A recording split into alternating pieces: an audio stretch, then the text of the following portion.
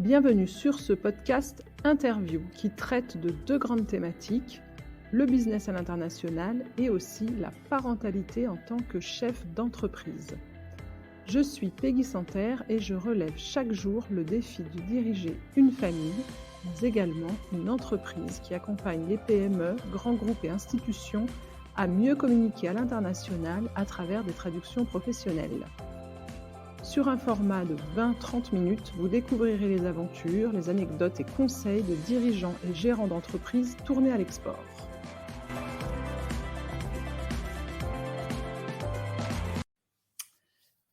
Thibaut Janin, alors présente-nous ton entreprise Ilios International. On te voit partout dans la presse depuis quelques semaines. Alors, qui es-tu? Quel est ton rôle? Et parle-nous de ton entreprise. Oui, donc IOS International, c'est une société de sécurité avec une grosse spécialité sur la sûreté des voyages et l'assistance sécuritaire et médicale à l'étranger, aussi bien dans les pays compliqués que dans les pays, on va dire, un peu plus normaux, comme l'Amérique du Nord ou l'Europe. Et donc, on a une grosse particularité, c'est d'assurer des missions d'intervention et d'assistance pour les voyageurs qui se déplacent seuls à l'étranger. Et évidemment, donc, on ne travaille pas pour les particuliers, mais on travaille plutôt pour les entreprises de toute taille, des petites entreprises régionales jusqu'à des grands groupes, des entreprises françaises, voire européennes. D'accord. Et tes clients, ce sont plutôt des entreprises françaises qui envoient des équipes à l'étranger ou tu as aussi des entreprises étrangères qui font partie de tes clients? Alors c'est très variable en termes de typologie d'entreprise. On a des clients français et européens, en particulier Autriche, Belgique, Allemagne.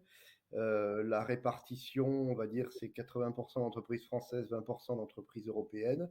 Et dans la typologie de population qui compose les voyageurs de ces entreprises, c'est évidemment une grosse partie de population, on va dire, européenne, francophone pour la plupart dans les entreprises françaises, mais il peut y arriver que des entreprises européennes utilisent des Français pour partir à l'étranger, notamment dans les pays africains, mais il peut arriver aussi que des entreprises françaises utilisent des, euh, des nationalités européennes, italiennes, espagnoles, belges, anglaises pour partir dans des pays qui sont culturellement assez proches. Voilà, des hispanophones pour partir en Amérique du Sud, des anglophones pour partir en Afrique de l'Est ou en Inde. Voilà, c'est très très variable. OK. Et alors, dis-nous, avec ton expérience, si tu peux nous expliquer les pays où c'est vraiment risqué, où il faut pas s'aventurer, sans se faire accompagner et puis si tu peux nous partager des situations, risquées, nous donner des petites, anecdotes parce que moi je suis assez curieuse de savoir, ce qui peut se passer, dans les pays et puis risque, c'est un grand mot.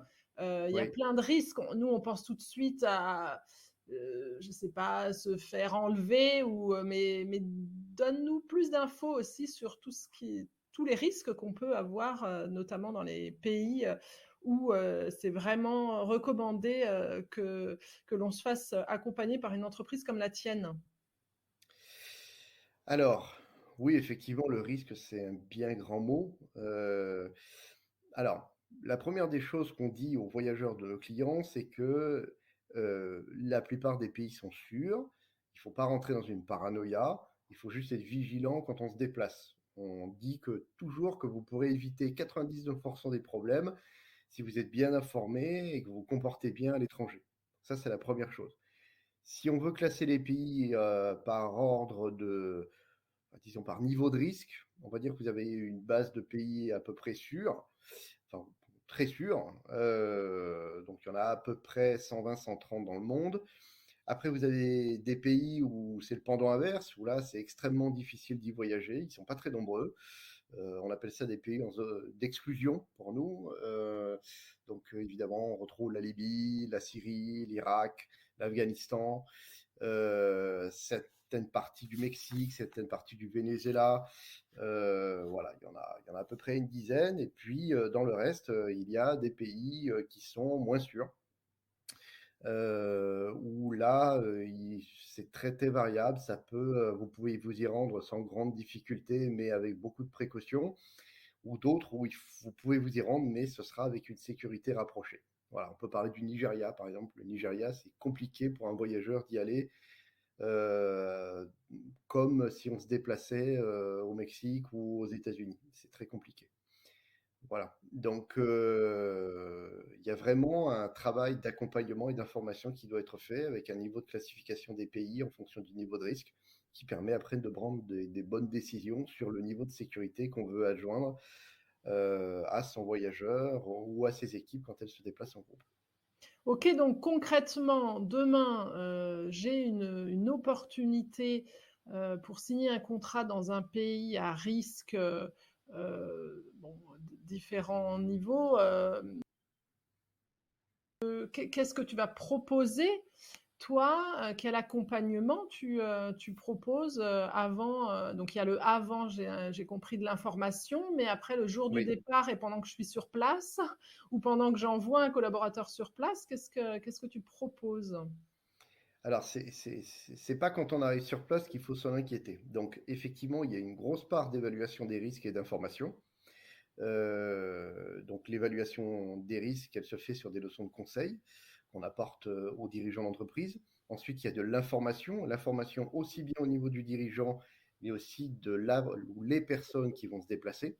Il faut qu'ils soient informés des risques. Ça, c'est une, une directive du code du travail et du code de la sécurité sociale. Toute personne qui se déplace à l'étranger dans le cadre de son travail doit être informée des risques avant de partir. Il y a une phase de prévention. Donc cette phase de prévention, elle démarre sur, alors nous, ce qu'on appelle des briefings sécurité. On fait des briefings de 1 heure, généralement par visio, pour expliquer à une personne les contours de sa mission, quels sont les risques et comment s'en prémunir. Et puis ensuite, quand on arrive dans le pays, il faut donner la possibilité à chaque salarié de pouvoir être alerté s'il se passe quelque chose. Il faut pouvoir donner la possibilité à chaque salarié de pouvoir être mis au courant s'il s'approche ou s'il rentre dans un quartier ou une zone ou une rue qui peut être de manière pérenne ou temporairement interdite d'accès. Euh, et ensuite, vu que le risque zéro n'existait pas, il faut que l'entreprise soit en capacité de pouvoir réagir. Il y a différents moyens, soit parce que l'employé a besoin et a quelques inquiétudes, besoin de conseils, où il a fait face à une vraie difficulté, il doit être en mesure d'appeler soit une hotline, soit une ligne d'urgence, soit un centre opération. Nous, on a un centre opération. Ce sont, par exemple, les moyens les plus lourds qu'on puisse donner à nos clients. La capacité donc de contacter ces centres opérations et derrière, d'être en capacité d'intervenir s'il y a besoin sur le terrain avec des moyens soit légers, soit un peu plus lourds, pour être en capacité de retrouver la personne, la mettre en sécurité, la rassurer. OK, donc ça veut dire, si je comprends bien, j'envoie un collaborateur dans un pays risqué, vous le briefez. Il arrive sur place et il a Oui. une solution, j'imagine avec son smartphone, pour vous prévenir si, malgré toutes les précautions qu'il a prises, il est en danger, et vous intervenez, sous quel délai? Parce que j'imagine, que, vous n'avez pas forcément, la possibilité d'être là dans le quart d'heure, ou comment ça se passe? Alors ça peut être le cas. Nous, il faut savoir que nous, on n'a pas un modèle très classique, on est un peu le vilain petit canard sur ce business. Heu, on est organisé pour intervenir. Donc quand un voyageur part, il part avec une application mobile. Cette application mobile va déjà lui donner des informations s'il rentre dans un quartier à risque ou pas.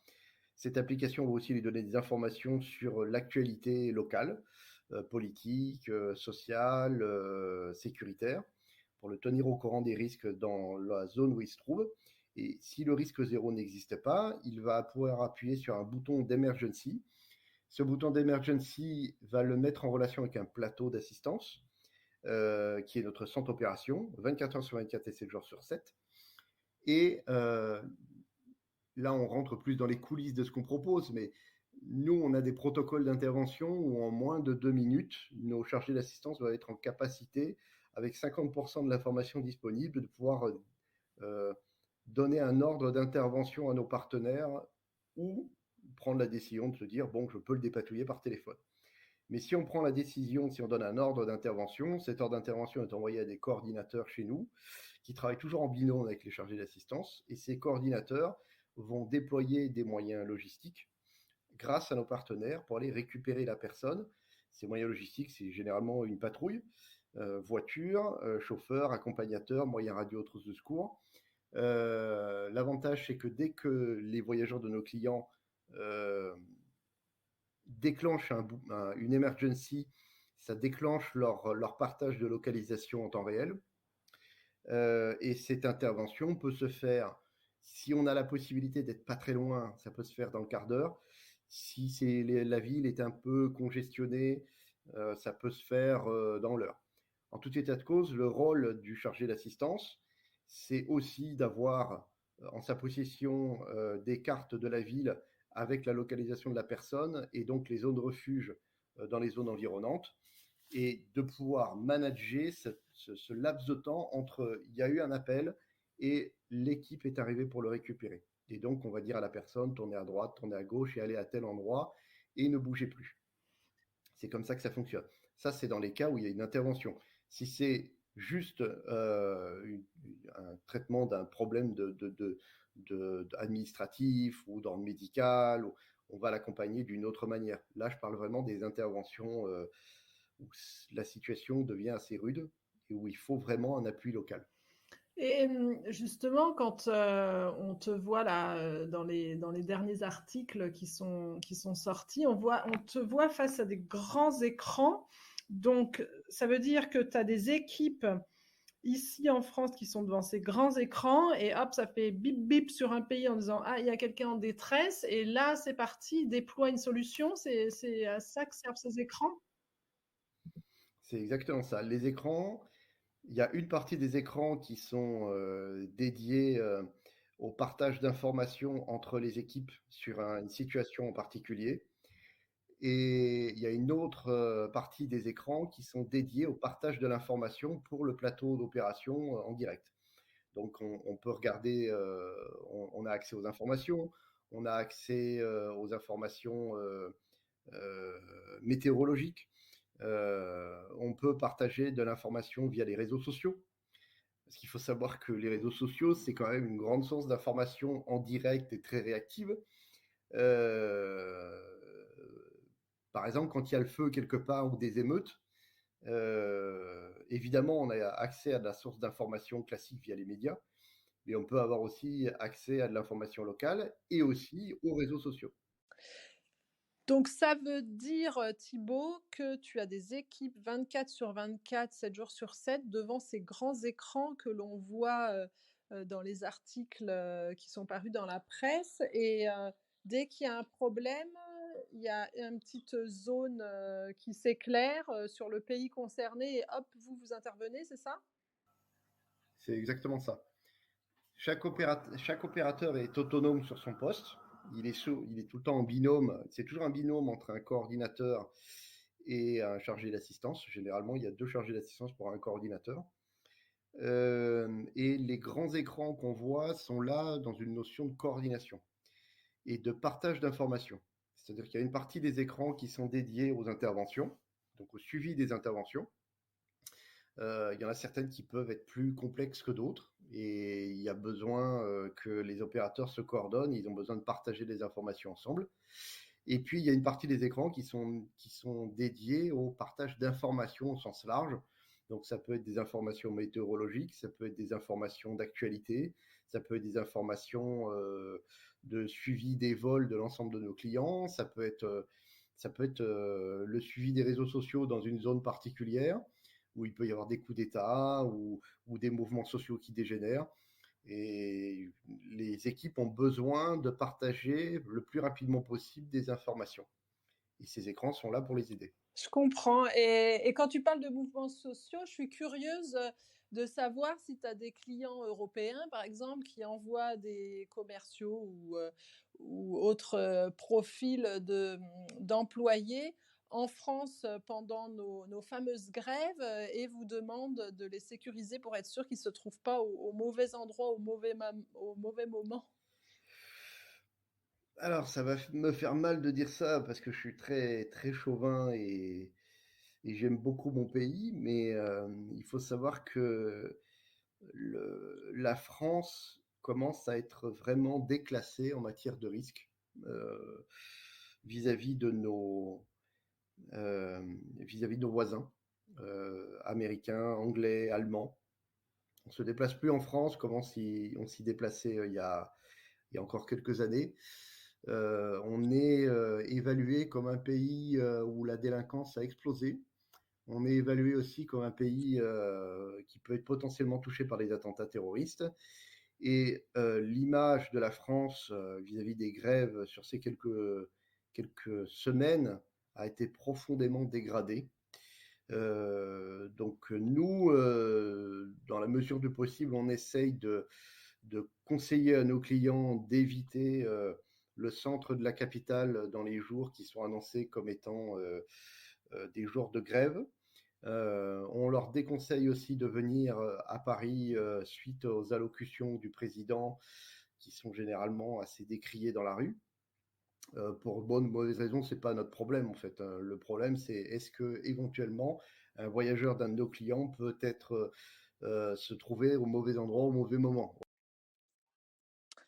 Bien sûr, oui, oui, sans faire de politique, c'est savoir quand je vais dans un pays, à quel moment il vaut mieux éviter de me trouver, dans les endroits où, il peut y avoir des mouvements, ouais. C'est ça. Alors pour nous Français, ça on vit dedans, donc on peut pas s'en rendre trop compte, mais l'image de la France a été profondément dégradée, à mon grand désespoir. Heu on est considéré maintenant comme un pays, à risque et on est considéré comme un pays qui est même quelquefois plus risqué selon certains pays.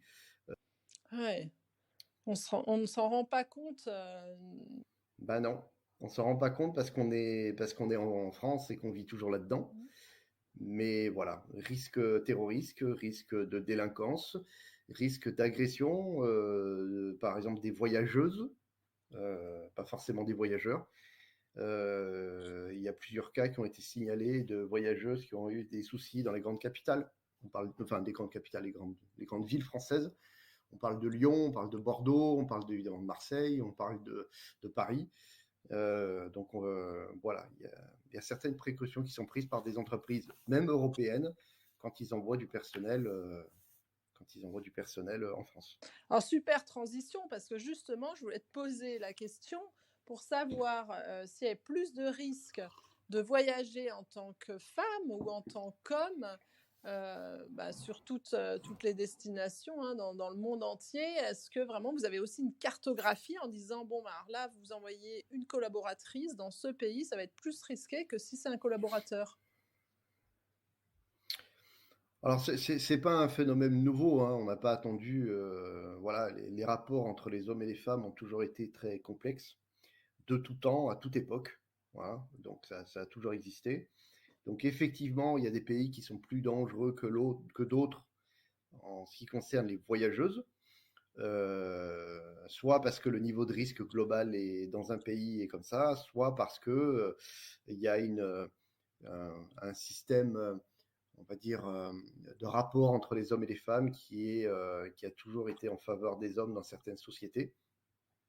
Donc, on a des cas de signalement sur de l'harcèlement ou du suivi de certaines personnes. Donc nous, ça nous est arrivé par exemple en Afrique du Sud d'aller porter assistance à une dame, une voyageuse d'un de nos clients qui était suivie.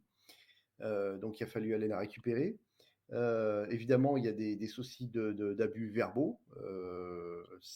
On le voit, on le voit souvent dans des lieux, pas forcément dans l'aéroport, mais on peut le voir dans des gares, on peut le voir dans le métro, on peut le voir dans les bus. Il y a aussi des phénomènes d'agression physique, mais ça, c'est quand même plus rare. C'est surtout des postures gênantes, des postures inquiétantes, des regards insistants. Il peut toujours y avoir des attouchements, des choses comme ça, mais quand on y fait assez attention, quand elles sont bien briefées avant de partir, généralement, on n'a pas trop de problèmes dans ce cadre-là. Et puis après, il y a le comportement global, mais ça, c'est aussi bien à noter pour les hommes que pour les femmes. Mmh. Voilà. Oui, il faut pas laisser son porte-monnaie ou sa valise avec son ordinateur juste à côté de soi sans le tenir dans le métro ou ce genre de choses qui forcément invitent au vol. Voilà, des signes ostentatoires de richesse. Et l'important, c'est que la personne soit en sécurité, et donc il y a certaines choses à faire attention. Bon, c'est valable pour les hommes comme pour les femmes, hein. Faut faire attention à son comportement, où est-ce qu'on va et ce qu'on fait. Et oui, bien sûr. Et alors quand je t'entends, je me demande, tes services sont adaptés aussi pour une PME? Je veux dire une PME qui a 50 salariés, qui a un chiffre d'affaires, je ne sais pas, entre 7 et 12 millions d'euros, a les moyens d'avoir une entreprise comme la tienne dès qu'il envoie son personnel à l'étranger? Oui, tout à fait, parce que nous, on fonctionne de la même manière qu'une assurance voyage. C'est-à-dire que les PME, chez nous, ils payent un forfait annuel sur la connexion à la plateforme qui permet d'avoir une visualisation des voyages et une information sur tous les pays du monde, avec des niveaux de risque, avec un référent sûreté qui peuvent appeler pour des conseils à tout moment. Donc généralement, c'est des coûts extrêmement bas. C'est entre 3 000 et 4 000 euros par an, donc c'est pas énorme. Et puis ensuite, ils payent au déplacement quelques dizaines d'euros. Donc c'est pas très élevé. C'est comme une assurance en fait. Et s'il y a une intervention à faire, donc les voyageurs ont accès à l'application, donc dans ces forfaits, et ils peuvent appeler à tout moment les plateaux d'assistance, 24 heures sur 24, 7 jours sur 7.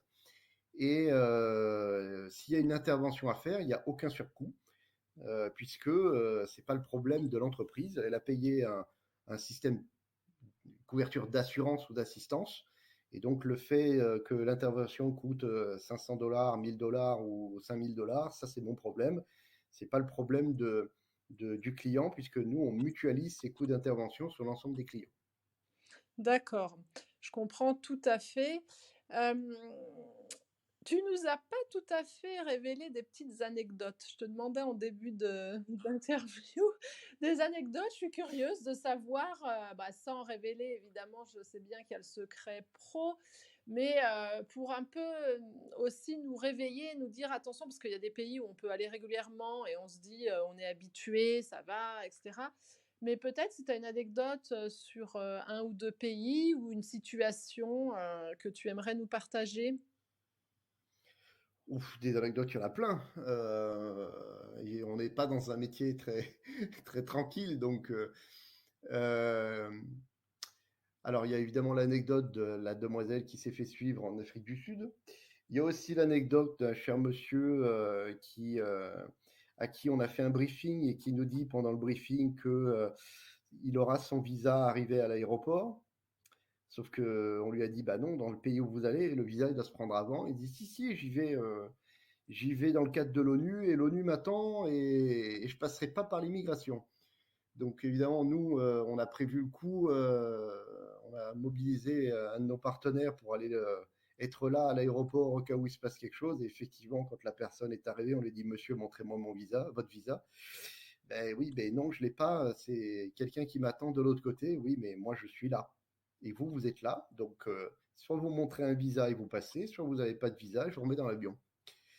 Donc voilà, il a fallu dépatouiller ce petit souci-là. Et vu qu'on était prévenu à l'avance, on a pu réagir assez rapidement. On a eu l'histoire aussi, alors je crois que c'était en Bolivie, un commercial d'un de nos clients qui sort de l'hôtel, il prend le premier taxi qu'il trouve. Et en fait, ce taxi, il lui dit, voilà, je vais aller à telle destination. Donc évidemment, il a tous les papiers et tout avec lui, de son entreprise, de ses clients, de tout ça. Et le taxi a rien fait. Il voulait prendre un raccourci, donc il a fait passer par toutes les favelas malfamées. Donc, et à un moment, il s'est arrêté devant une boutique parce qu'il avait fait une course à faire ou je sais pas trop quoi. Et donc les gens ont commencé à regarder dans la voiture ce qu'il y avait. Ils ont trouvé un jeune homme apeuré en costard cravate qui savait pas trop quoi faire. Donc là, eh ben, il a appuyé. On lui a dit, vous bougez pas de là, on envoie quelqu'un. Donc on a envoyé quelqu'un le récupérer et on a terminé la course nous-mêmes. Voilà. Parce qu'en fait, le taxi, il s'est avéré qu'il avait rien de méchant, juste il s'arrêtait pour faire ses courses en attendant que, en passant dans le coin, quoi, c'est tout. Mais ça peut être une situation un peu gênante, un peu stressante. Et puis, il y a des problématiques. Alors on trouve surtout ça en Afrique, où vous avez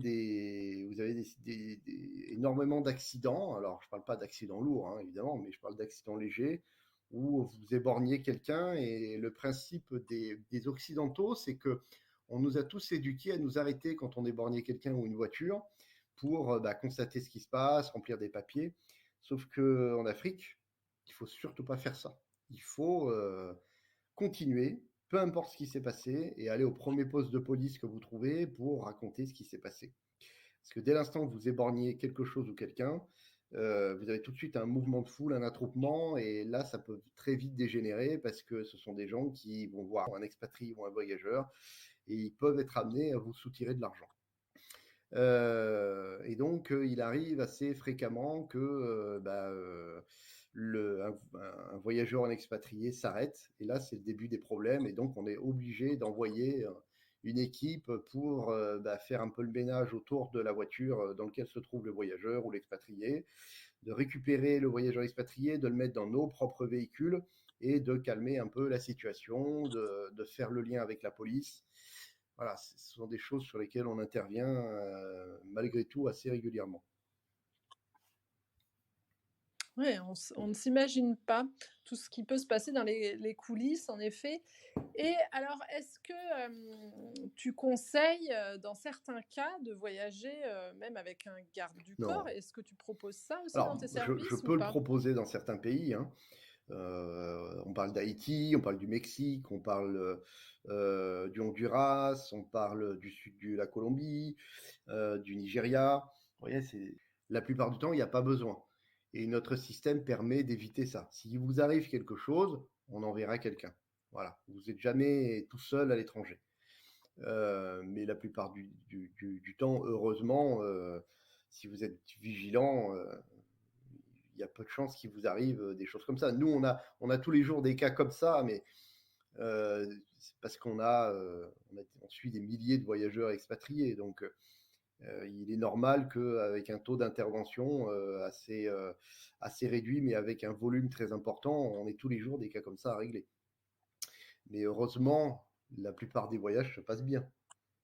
Oui, oui, non, mais bien sûr, heureusement, parce que le but de ce podcast n'est pas de décourager toutes les personnes qui voyagent, mais plutôt de rentrer dans les coulisses d'Ilios pour savoir ce qui s'y passe quand il y a des dérives.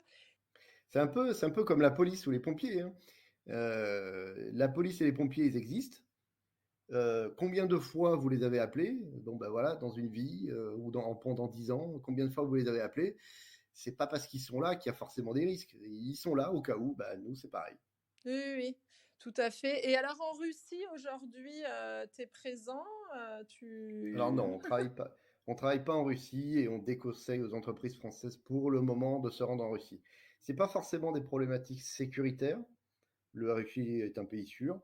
C'est plus une problématique politique. bien sûr. Oui, il y a une instabilité, qui ferait prendre, quand même des risques aussi de peut-être pas pouvoir revenir aussi sur notre territoire, j'imagine? Oui, ça peut. Ah bon, c'est pas les seuls, hein. Il y a des pays, par exemple, comme le Mali ou la Centrafrique, où on ennuie régulièrement les Français à l'immigration. Mmh. Même chose, hein, c'est pour des problématiques politiques. Et oui, donc vous devez sans arrêt être, au courant de tout ce qui se passe dans tous les pays, avoir, vos C'est relais. ça. On a un pôle de veille et analyse qui fait ça en permanence. OK, vous êtes combien, chez Ilios et vous avez combien de bureaux? Tu es que en PACA ou? Alors oui, on est basé nous à Aix, on va approcher la trentaine de salariés, hem et on a, à peu près 200 partenaires dans, 54 pays dans le monde. Ouais, c'est, tentaculaire mais nécessaire puisque tu couvres, le monde entier et alors si tu as un pays européen à nous dire, c'est le plus sûr, de toute l'Europe. Un pays européen le plus sûr? Bah, j'aurais tendance à te dire Monaco ou le Liechtenstein, là c'est sûr. L'Autriche est un pays sûr, en majorité, les pays d'Europe de l'Est sont des pays quand même relativement sûrs. Bon, le cas de l'Ukraine est un cas un peu particulier, mais les pays, euh, les pays comme la Hongrie, la République tchèque, tous les pays baltes sont des pays sûrs. On note quand même une forte dégradation de la situation sécuritaire dans des pays comme la Suède, par exemple, ou le Danemark, ou la Belgique. Alors, pour finaliser, ce podcast, si tu avais un conseil à nous donner, parce que c'est vrai que maintenant, en échangeant avec toi, je me rends compte que finalement, des fois, on peut partir, en déplacement et en sous-estimant peut-être des risques. Et puis j'ai la sensation, hein, par rapport à ce que tu nous dis, que l'enveloppe budgétaire n'est pas si importante que cela pour avoir un service 24 sur 24, 7 jours sur 7. Donc si tu as des conseils à nous donner en plus sur à quel moment je me dis, j'en parle à Ilios, comment ça se passe aussi dans une logique d'une PME qui veut exporter, à quel moment elle t'interroge? Est-ce que tu es proactif aussi en partageant des fiches pays? Qu'est-ce que tu pourrais nous donner comme, gros conseils, pour nous exportateurs? Euh, la première chose à faire quand on part à l'étranger et on a une PME qui exporte et qui commence. Alors, je ne parle pas de la PME qui exporte de manière occasionnelle sur un ou deux pays. Là, bon, c'est particulier. Je parle d'une PME qui commence à exporter dans pas mal de pays. La première chose à faire déjà, c'est s'informer auprès du ministère des Affaires étrangères. Les fiches pays du MAE, donc c'est le site du conseil aux voyageurs, elles sont pas toutes à jour selon les pays, parce que c'est difficile de tenir tout à jour.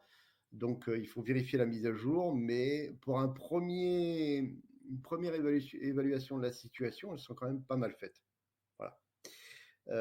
Deuxième chose, quand on part dans un pays, il faut s'inscrire sur le site Ariane.